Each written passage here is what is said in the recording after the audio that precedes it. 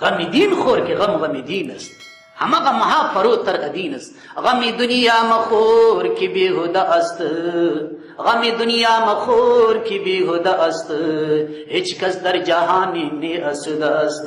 د دې بیهوده دنیا غم مخوري، پلار دې پر بیگانه کوي، مور دې پر بیگانه کوي، ورور دې پر خوا بدې کوي، دی دوسیې موږ ته راځي. واورئ داسې مسلې راځي، یو خوا د دوی مسله یې زه ورته ګورم دی راته شروع یي، زما د ده مسله یې رسي، دوه وړونه راته ناست دي، د یوې مور دوه وړونه یو پر بل لعنت وي، یو بل ته ښکنځل کوي. مسله یې راته شروع کړي، زما مسلې دلته ګورئ دا څنګه معامله ده خدایه، دا څنګه محبت سو چې ورور سره بیګانه سول. هیچ کس در جهان نی آسوده است. په دنیا کې څوک نه دی آباد سوی، په دنیا کې څوک نه دی آباد سوی. نو خبره مې تر څه پورې کوله؟ فریدي دین عطا رحمت الله علیه دکانداري پرېښول راوتي، بس ما یې د خدای په امان بچاني تي، بس ما کار خلاص. تاسو پوسې خپل دنیا پوسې، بیا نو راځي الله والا جوړېږي، او بیا راځه عشق کوي، بیا راځه پندنامه ده، راځه پنج کتاب شریک ده که نه. څونه ښایسته ده پنج کتاب، موږ تاسې پالتو کتاب خدای دې په پالتو کې نه راوړي. ماشومانو ته وایي څونه د فن کتاب دی، څونه د فن کتاب دی، څونه انتیک شان بټي. چون شتر مرغ شناخ این نفس را، چون شتر مرغ شناخ این نفس را، نه برد بار و نه فرد بر هوا. وای دا خپل نفس چې دی دا ستاسې نفسونه د شترمرغ په شان دي. شترمرغ بیا څوک دی؟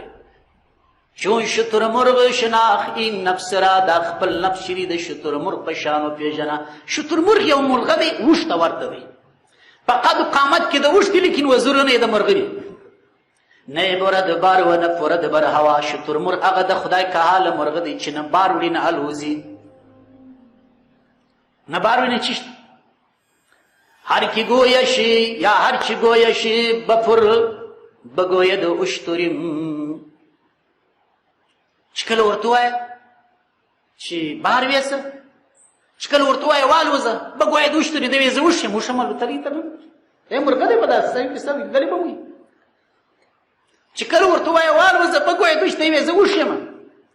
ورنهی بارش بگوید طایریم. او کله چې بار پر شری چې ځه نوخته وشي نو خالوتی نیسي، وایي زه مرغه یم.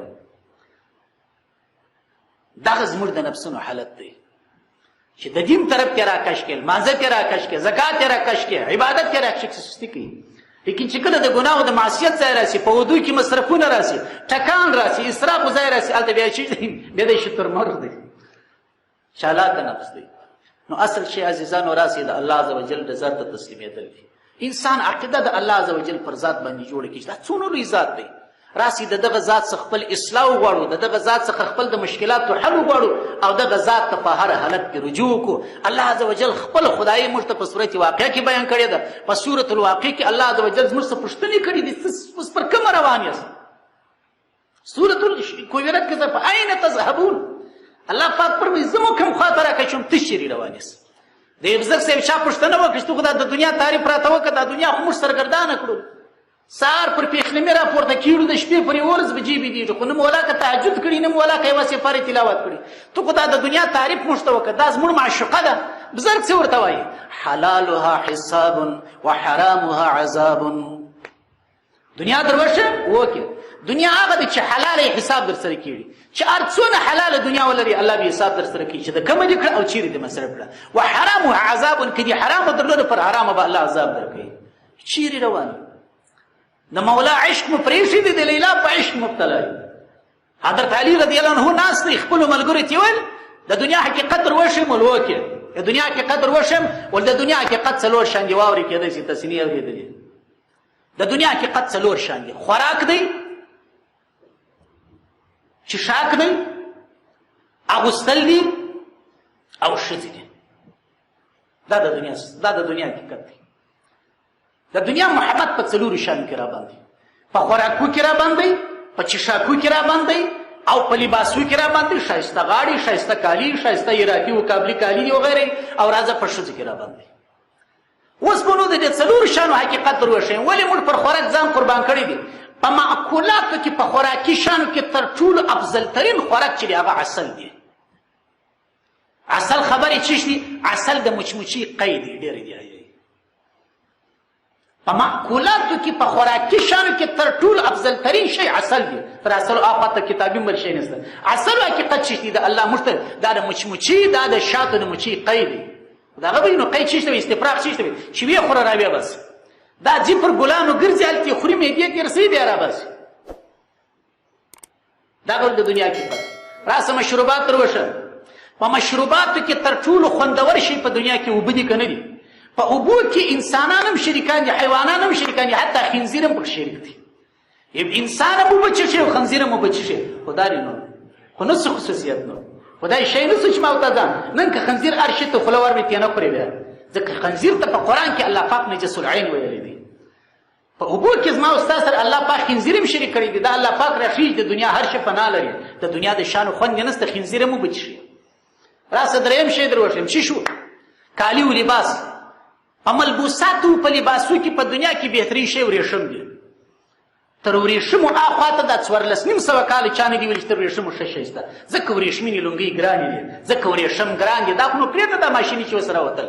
ورېښم څه شي؟ ورېښم د یو حشرې او د یو چینجي لعاب یا د هغه رقم هغه شی دی چې دی بس. او څلرم شی چې زموږ خلکو زړونه پر بایللي دي هغه ښځې دي. د ښځو په باره کې وایي څه وفرمیل ترهن لاحسن مواضعها وتعمد انتن مواضعها. دا به په کنایه کې درته وایم ډېر به زراحت نه درته کوم. په ښځو کې زموږ خلک چل کوي څه کوي ښایسته ښځه غواړم حسینه ښځه غواړم سپینه ښځه غواړم پلانکۍ غواړم پلانکۍ غواړم. مقصد یې وایي مخ یادوي لیکن د ده مقصد چې شوي انتن مواضع د ده مقصد و غرض درته دا بدبویه مقام سره وي. دا ډول د دنیا حقیقت دی. چیرې ولاړ نن د دې دنیا په خاطر ما او ته الله او د الله رسول خفه کړي دي. دي که نه دي؟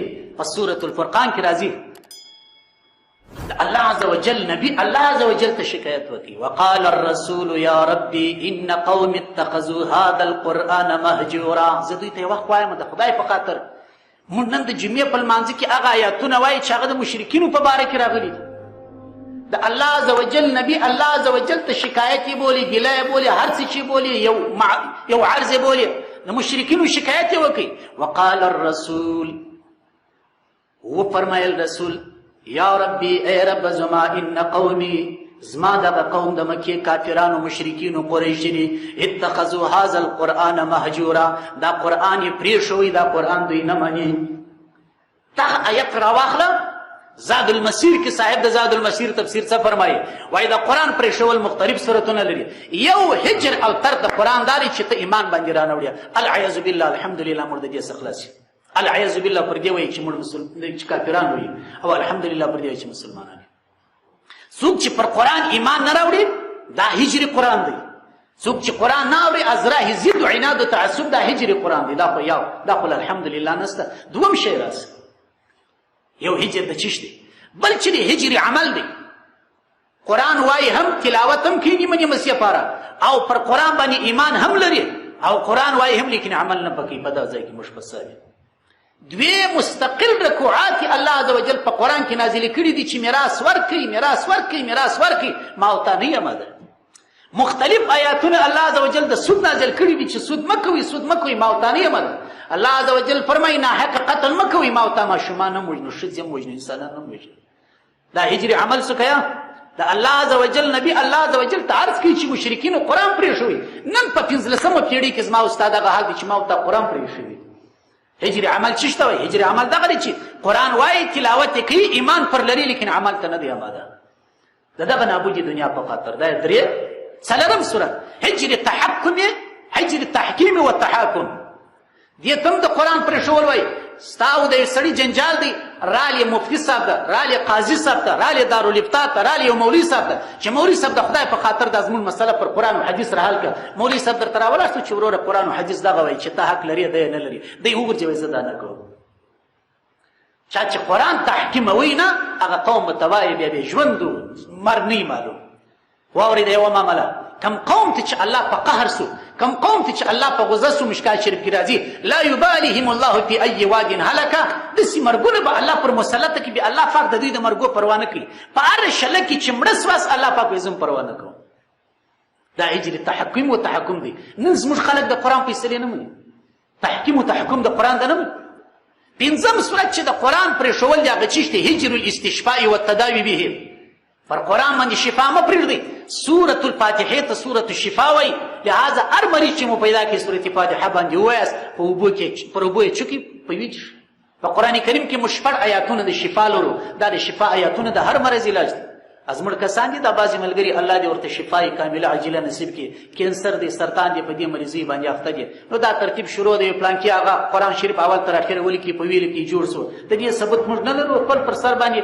دا خو ډاکټري او طبابت نه دی، دا خو دین دی، په سند راغلی دی. په دې 1400 کال کې موږ دا ثبوت نه لرو چې چا د قرآن اول تر اخره لیکلی بیا یو مریض ته ورکړی او جوړ سوی. ما یو ډاکټر صاحب ته زنګ ووهلی، ما دا څنګه معامله ده؟ دغه 10 سپارې قرآن چې موږ ولیکو دا خو موږ په دا خطه باندې لیکو، په کلمانو یې لیکو، او دا کلمانه تاسې لیدلي کیمیکل مواد ګر پکښې، زهرجن مواد پکښې، دا باندې 10-15 کلمان مصرفېږي. د 10-15 کلمانو دغه کیمیکل او زهرجن مواد چې ته اوبو ته ور بیا ور وچېښې، دا خو د 3م سرطان پر مسلط وي. زموږ خلک دي بس لیونیان دي. زه دوی ته هم تاسې ولې داسې کوئ؟ سورة الحمد، سورة الشفاء، سورة فاتحه ده، سورة الشفاء ده. سورة یاسین پر وایه، دغه 6 آیاتونه پر وایه. که الله جوړ کړي په دغه هم جوړېږي. دا د عوامو خبرې دي، دا خلکو د پیسو دپاره دا کار ایجاد کړی دي. بیا راته وایم په پلانکي مې قرآن ولیکي 40 زره مې ورکړې، په پلانکي مې قرآن ولیکي 60 زره مې ورکړې. ما ته راسې وایي دا طالبان ته وایي دا قرآن را ولیکي موږ به کومک ورسره وکړو. ځان تر کومک دې هم تېر یم. دا خبره هم درښیم هر څوک چې دا کار کوي غلط کوي. استشفاء او تداوی بالقرآن ثابت ده. من لم یستشفي بالقرآن فلا شفاه الله. نبی علیه السلام فرمایي څوک چې قرآن ته د شفا عقیده نه لري الله دې نه جوړي، الله دې نه جوړي. بعضې دعاوې چې دي تشریعي دي، بعضې دعا په تقاضا د بشریت دي. هغه دعا چې په تقاضا د بشریت وسي بیرته هغه نبي کریم علیه السلام دعا کړې ده چې خدای مې قبلوي. لیکن هغه دعا چې د الله د احکامو د عزتي څوک هغه دعا بیا قبلیږي. نو نن قرآن فرض کوم برابر مې دا خبره ته کول د هجر قرآن په مسلمانانو په ټولنه کې قرآن پاتې دی. شفا کوو پر غلط طریقه روان. 10 سپارې قرآن په قلم ولیکه بیا یو ډبې ته ورخیر کړه بیا نو دته وچښه. دا خو نه ده طریقه. هر دوا چې الله هر مریضي چې الله پیدا کړې ده دوا ورته ټاکلې ده، دا چې ما ورته نه په سر شي دا بله معامله ده. نو بهرحال عزیزانو خبرې ډېرې سولې. الله عز وجل دې د فرع عمل کولو توفیق را نصیب کړي. واخر دعوانا ان الحمد لله رب العالمین. کتاب هم پاتې سوی دی د سنتو میز کې دی. دعا به وکړو. الحمد لله رب العالمین والعاقبة للمتقین والصلاة والسلام على رسوله محمد وآله وصحبه أجمعين. سبحانك لا علم لنا إلا ما علمتنا إنك أنت العليم الحكيم. اللهم انفعنا بما علمتنا وعلمنا ما ينفعنا. يا إلهنا يا ذا الجلال والإكرام. پر کړو شو خبرو د عمل توفیق را نصیب کړه. الهي بدی خبرې سوي د چوکاټو د ادب وتلې خبرې سوي الهي معافرت وکړي. الله پروردگار ذات عقاید مرا اصلاح کړي، عبادات مرا اصلاح کړي، معاملات مرا اصلاح کړي، معاشرت مرا اصلاح کړي، اخلاق مرا اصلاح کړي. اے الله ستاد محبت یا الله ستاد خوشی زندگی را نصیب کړي. الله پروردگار دا توري شپې سبا کړي.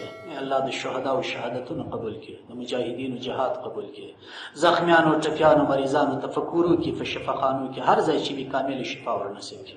الله پروردگار کونجانو یتیمانو ته د زغم صبر حوصله او اطمینان ژوند ور نصیب کړي. الله پروردگار کوم کسان چې بنديان دي د بندر اخلاص کړي.